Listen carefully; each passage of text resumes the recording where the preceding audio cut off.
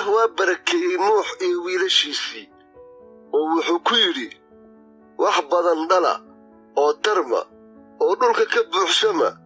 cabsidiinna iyo baqadintiinnu way la jiri doonaan dugaag kasta iyo haad kasta oo hawada iyo waxa dhulka gurguurta oo dhan iyo kalluunka badda oo dhan gacmihiinna baa laydiin geliyey iyaga wax kasta oo dhaqdhaqaaqa oo noolu cuntay idiin noqon doonaan sidii aan geedaha cagaarka ah idiin siiyey ayaan kulli idiin siiyey laakiin waa inaydnaan cunin hilibka noloshiisu la jirto taasoo ah dhiiggiisa oo hubaal dhiigga naftiinna waan weyddiin oo waxaan weyddiin dugaag kasta iyo dadkaba xataa nafta nin kasta walaalkiis waan weyddiin ku kasta oo nin dhiiggiis daadiya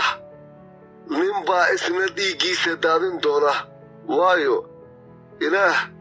araggiisu ka sameeyey ninka idinku wax badan dhala oo tarma aad iyo aadna ugu farcama dhulka kuna tarma dhexdiisa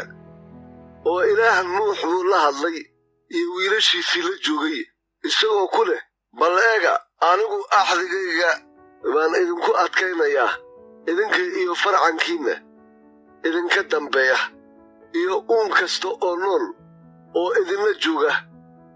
haadda iyo xoolaha iyo dugaag kasta oo dhulka idinla jooga oo ah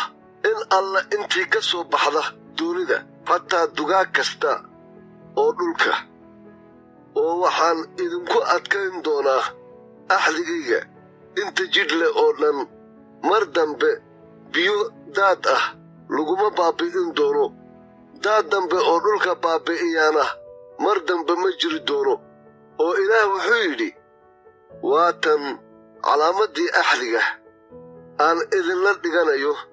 idinka iyo uun kasta oo nool oo idinla jooga tan iyo qarni kasta waxaan qaansadayda ku dhex dhigay daruurta waxayna noqon doontaa calaamaddii axdiga dhex yaal aniga iyo dhulka waxaana dhici doonta markii aan dhulka daruur dul keeno in qaansada lagu arki doono daruurta dhexdeeda oo waxaan xusuusan doonaa axdigayga ina dhex yaal aniga iyo idinka iyo uun kasta oo nool oo jidh kasta leh biyuhuna dib dambe ma noqon doonaan daad baabi'iya inta jidh leh oo dhan qaansadayduna waxay ku dhex jiri doontaa daruurta anna waan fiirin doonaa iyada inaan xusuusto axdiga weligiis dhex yaal ilaah iyo uun kasta oo nool oo jidh kasta leh oo dhulka jooga oo ilaah wuxuu nuux ku yidhi tanu waa calaamaddii axdigii aan ku adkeeyey inta jidh leh oo dhulka joogta oo wiilashii nuux oo doonidii ka soo baxay waxay ahaayeen sheem iyo xaam iyo yaafeed xaamna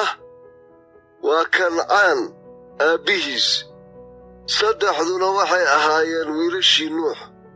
oo iyagii farcankoodii baa dhulka oo dhan ku fiday